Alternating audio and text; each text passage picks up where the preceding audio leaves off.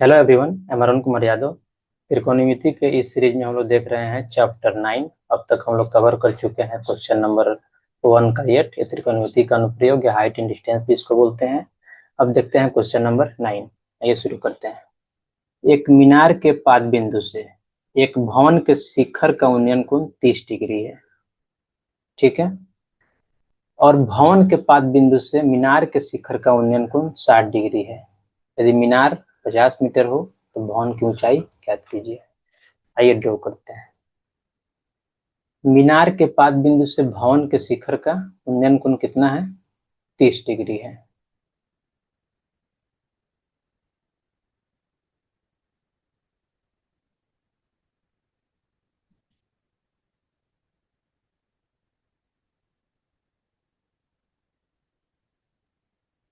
ये मान लेते हैं भवन है।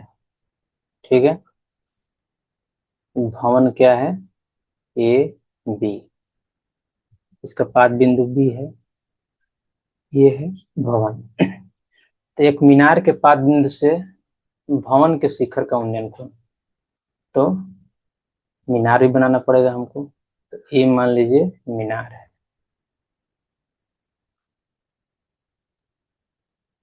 ये भूमि पर सब मिला हुआ है एक दूसरे से। ये भवन है। Let me right P Q. ये क्या हो गया? नहीं, मीनार है, सॉरी।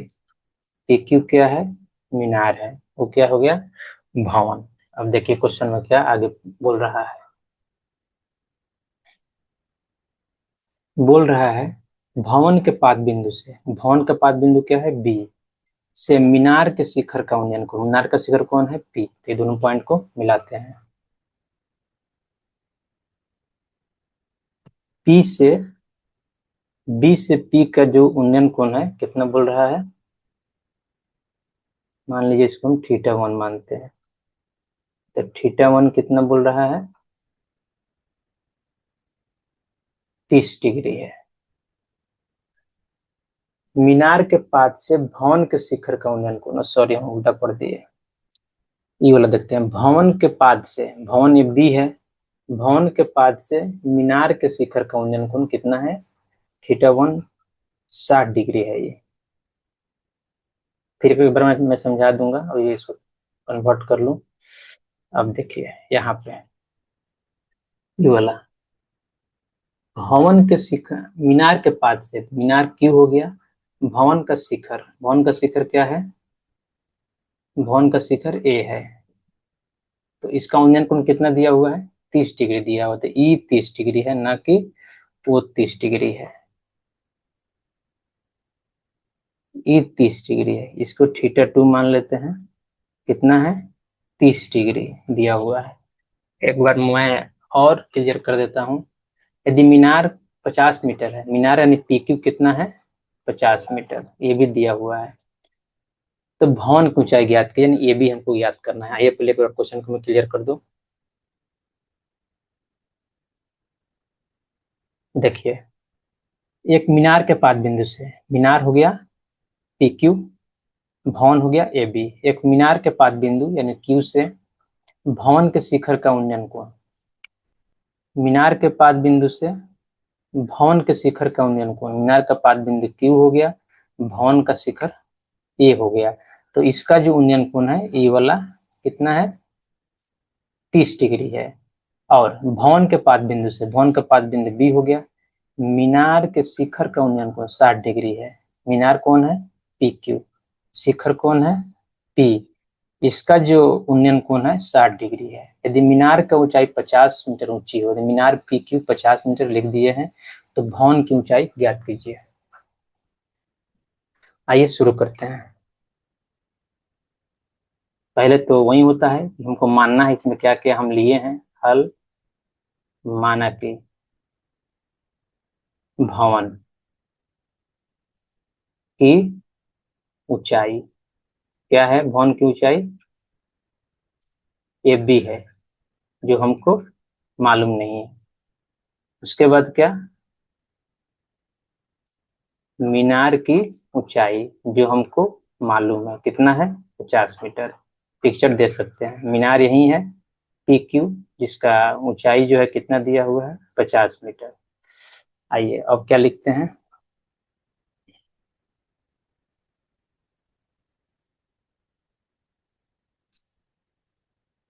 मीनार के पाद बिंदु यानी क्यू से, मीनार के पाद बिंदु क्यू से भवन के शिखर यानी ए का उन्नयन कोण कितना हो जाएगा, थीटा 2। यहाँ पे दिया हुआ है थीटा 2, 30 डिग्री। ऐसे ही हम लिख सकते हैं किसके लिए, सेकेंड के लिए, भवन के पाद बिंदु से, भवन के पाद बिंदु कौन सा है, भवन का पाद बिंदु क्या है, बी है, से मीनार के शिखर, मीनार का शिखर क्या होगा, मीनार का शिखर पी का क्या, उन्नयन कोण कितना हो जाएगा, थीटा 1। थीटा 1 कितना दिया हुआ है, 60 डिग्री। अब देखिए मीनार बड़ा क्यों लिए हैं, क्योंकि जो मीनार का जो उन्नयन कोण है 60 डिग्री है, तो 60 डिग्री है तो ऑब्वियसली बड़ा होगा 30 डिग्री से। अब इसका हम लेते हैं स्क्रीनशॉट, चलते हैं नेक्स्ट पेज में।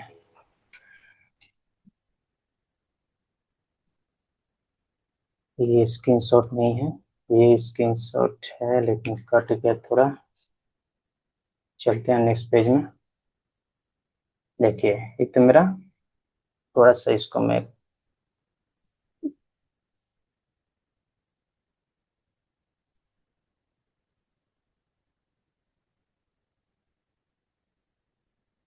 थोड़ा सा क्रॉप कर दिया हूँ क्योंकि मेरा लंबा दिख रहा है हमको।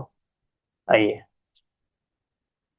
50 मीटर मालूम है, तो ई ट्रायंगल पे लगाते हैं, ये हमको मालूम है, सॉरी, कि जो मीनार है पी क्यू, इसका हाइट है 50 मीटर, ये हमको मालूम है।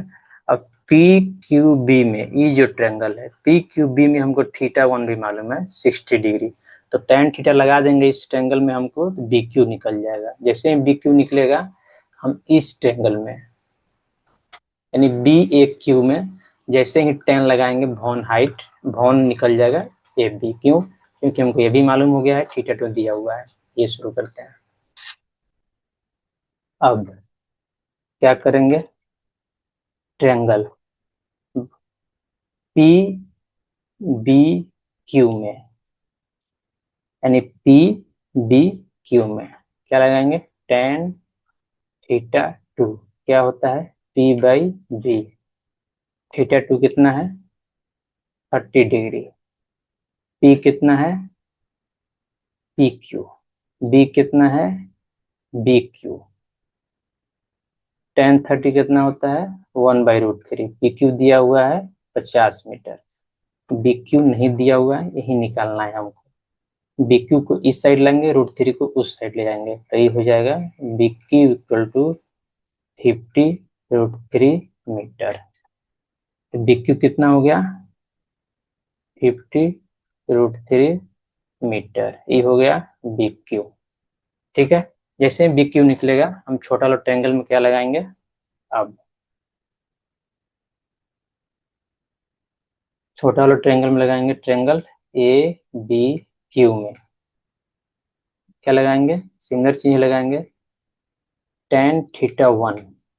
इसमें ये जो ट्रायंगल है tan θ1 p/b, tan θ1 कितना दिया हुआ है, 60 डिग्री दिया हुआ है। p क्या हो जाएगा, ए बी हो जाएगा। अब बी क्यू यानी बी तो सेम ही रहेगा, बी क्यू। अब आइए, tan 60 यानी यहाँ से हम यहाँ आ गए, tan 60 कितना होता है, √3। ए बी तो निकलना है, बी क्यू यहाँ पे निकल गया है 50√3। ठीक है, अब 50√3 को इस साइड लाएंगे तो ये हो जाएगा √3 इंटू 50√3 और यस मीटर रहेगा इक्वल टू AB। √3 इंटू कितना हो जाएगा 3 हो जाएगा तो ये हो जाएगा 50 into 3 metre equal to AB। और क्या हो जाएगा ये 150 मीटर इक्वल टू AB, इसलिए AB इक्वल टू 150 मीटर। एक चीज में क्या ऐड कर देंगे अतः, अतः भूलना नहीं है, अतः लिखना बहुत जरूरी होता है।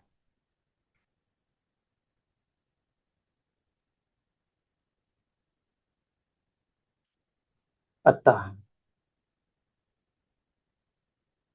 भवन की ऊंचाई कितना हो गया 150 मीटर है। इसी के साथ वीडियो क्वेश्चन नंबर 9 समाप्त होता है। नेक्स्ट वीडियो में देखेंगे क्वेश्चन नंबर 10। यदि वीडियो अच्छा लगा please like share and subscribe the channel. Thank you.